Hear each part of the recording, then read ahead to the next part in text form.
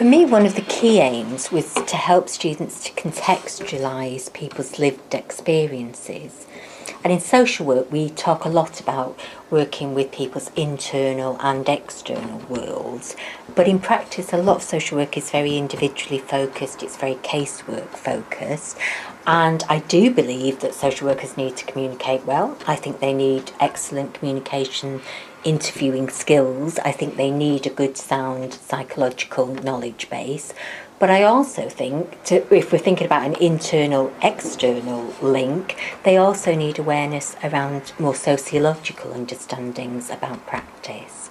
And for me, one of the aims of the project was about linking students into that bigger picture, so that students are not just thinking about the person alone out of context, but they're able to sort of understand a little bit about the communities that people are living in and how these communities, some of the structural barriers in these communities that some people face, but also the potential of the power of those communities to act on their issues, that the sort of no man is an island focus. And for me, that was a key aim of the project, to get the social into social work and to get that in year one, so that at the first stage of a qualifying programme, that's the message that goes through. But overall, what the project or the aims were was to introduce students really to the community, to introduce them to the challenges that communities can endure, and it was really trying to make sense of that. So there was a lot of underpinning of the theoretical aspects of the work, and the students were introduced to that, but then they actually took it up and they sort of went to see what it looked like in practice. And I think some of the films that you will see, or excerpts from the films that they did, are just amazing actually. And I think that the learning was much richer in terms of what even the initial expectation was. For me, I think the most important thing was getting students the opportunity to get out in the community, to look at some of the service users who they were looking at supporting, and really engaging with some of the community issues as they encounter them. Think about what they're looking at, how they're looking, and how they use their professional sense of purpose, and what they're going to do to bring that back as a message that people understand.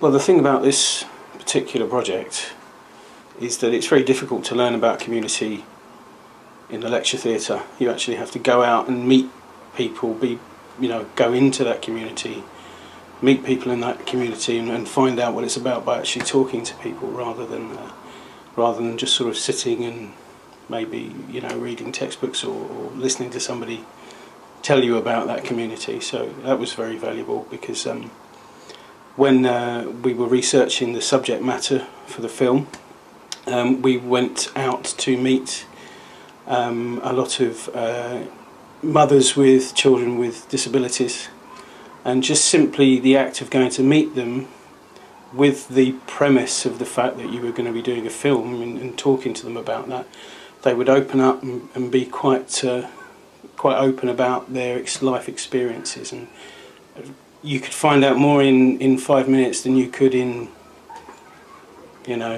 a few days sitting down with a textbook, because you were listening to real people's stories and actually, finding out about a real community.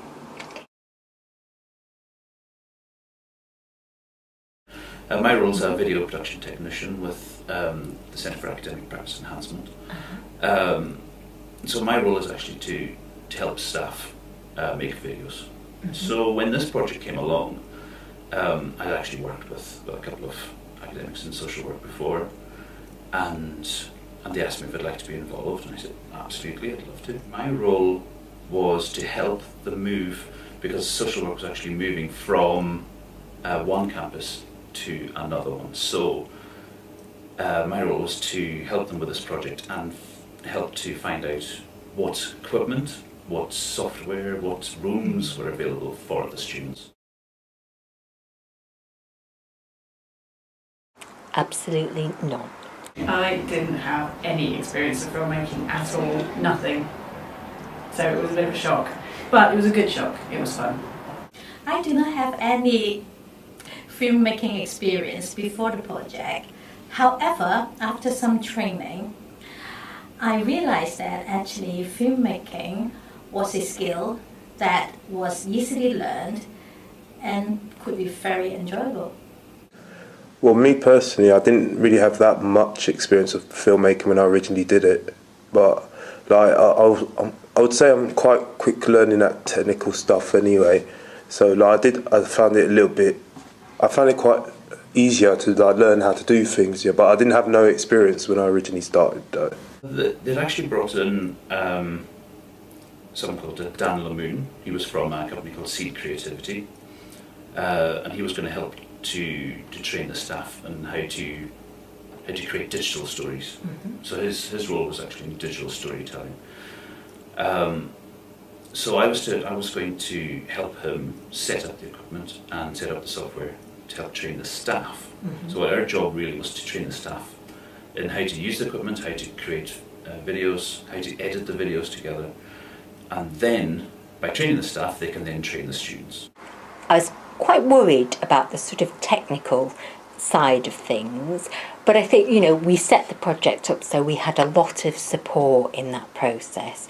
I think if people are not very technologically skilled, it's important to make sure that you're feeling confident, that you have the right technological support behind you, so it can be an enjoyable experience for the facilitators and for the students. This new media project came along, this media module, and I was brought in as the student voice, having gone through the 3 years of the degree.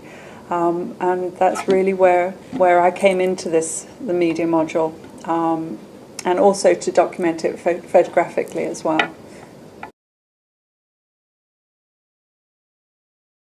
One of the challenges was having them work as a team, learning how to work within a team, because you go into the real world, you're as a social worker, you get hired into a team, you don't necessarily might not get along with everyone in the team, but you have to work with them. So you have to learn how to work with individuals. And also allowing people to have their voice within that group. There are often dominant voices.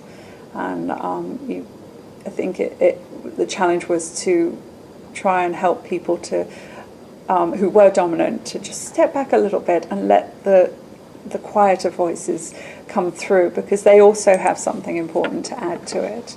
You know, it's a multifaceted piece of work. The other issues were distance between where we lived within the group. So actually getting together and doing it proved a little bit difficult due to distance and also family commitments and work and things like that. But we still made the effort and managed to do it.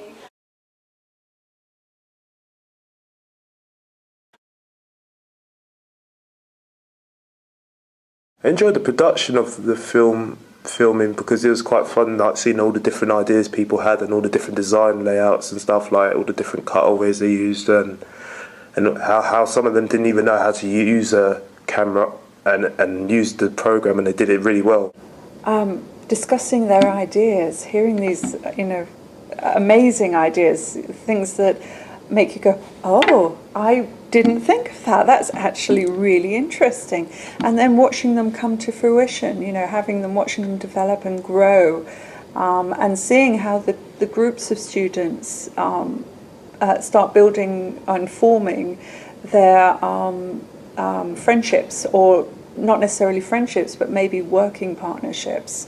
So just seeing how that developed over the course of time was exciting. People come in here, they sit down, they give a voucher over, and that voucher will tell us all the information. They get that from the job centre if they're unemployed, benefit delays, homeless, all people in real need, people who haven't got anything basically. Safeguarding is always one of our major priorities, so what we say is staff just to call us even if they're worried about anything. When you work in a healthcare setting, how difficult it can be with staff shortages, the difference that makes, the cutbacks that the government insist on making.